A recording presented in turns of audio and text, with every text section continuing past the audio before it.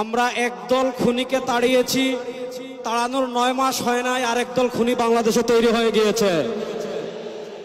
আমরা একদল চাঁদাবাজকে তাড়িয়েছি, বাংলাদেশে আরেকদল চাঁদাবাজ তৈরি হয়ে গিয়েছে। আমরা একদল দুর্নীতিবাজকে তাড়িয়েছি, বাংলাদেশে আরেকদল দুর্নীতিবাজ তৈরি হয়ে গিয়েছে। আমরা একদল টেন্ডারবাজকে তাড়িয়েছি, বাংলাদেশে আরেকদল টেন্ডারবাজ তৈরি হয়ে গিয়েছে। আমরা একদল ভারতের দালাল তৈরি করেছি, আরেকদল তাড়িয়েছি, আরেকদল দালাল তৈরি হয়ে গিয়েছে।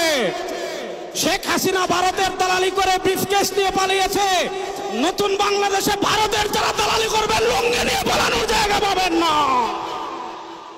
সংগ্রামী সাথী ও বন্ধুগণ, আমরা স্পষ্ট ভাষায় বলতে চাই, এদেশের রাষ্ট্র ক্ষমতায় আমরা আর কোন চাঁদাবাজদেরকে দেখতে চাই না। এদেশের রাষ্ট্র ক্ষমতায় আর কোন টেন্ডারবাজকে দেখতে চাই না। এদেশের রাষ্ট্র ক্ষমতায় আর কোন ভারতের দালালকে দেখতে চাই না।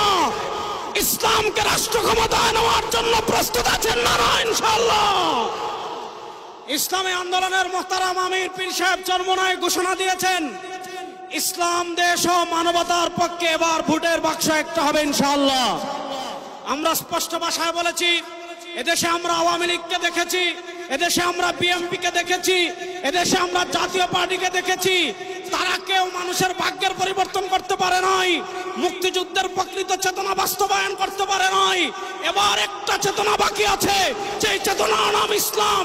ইসলামকে রাষ্ট্র ক্ষমতায় নিয়ে সব দুর্নীতি দুঃশাসনের অপসারণ করবো ইনশাআল্লাহ। সর্বশেষ একটা কথা বলে আমি আমার বক্তব্য শেষ করব। আপনারা জানেন, সমাজের বিভিন্ন জায়গায় যখন দুর্গন্ধ ছড়িয়ে পড়ে, দুর্গন্ধ তাড়ানোর জন্য বাতাসের প্রয়োজন আছে না নাই? আমাদের রাজনীতিতে দুর্গন্ধ, আমাদের সংসদে দুর্গন্ধ, আমাদের বিচার ব্যবস্থায় দুর্গন্ধ, আমাদের অর্থনীতিতে দুর্গন্ধ। 52 বছর যারা রাষ্ট্র পরিচালনা করেছে, এদেশে সারা দুর্গন্ধই ছড়িয়েছে। এই দুর্গন্ধকে দূর করার জন্য বাতাসের প্রয়োজন আছে। সেই পুরা বাংলাদেশে এবার বাতাস হবে হাত পাখা ইনশাআল্লাহ। সেই হাত পাখার বাতাস ছড়িয়ে দেওয়ার জন্য প্রস্তুত আছেন না নাই? আরে ভাই, আমাদের কোন মার্কা আছে? ইসলামের পক্ষের কোন মার্কা আছে? মুক্তিযুদ্ধের প্রকৃত চেতনার কোন মার্কা আছে? ভারতীয় আধিপত্যবাদ মোকাবেলার কোন মার্কা আছে? ওরে কোন সে মার্কা? সবাই বলো, এবার যাবে সারা বাংলায়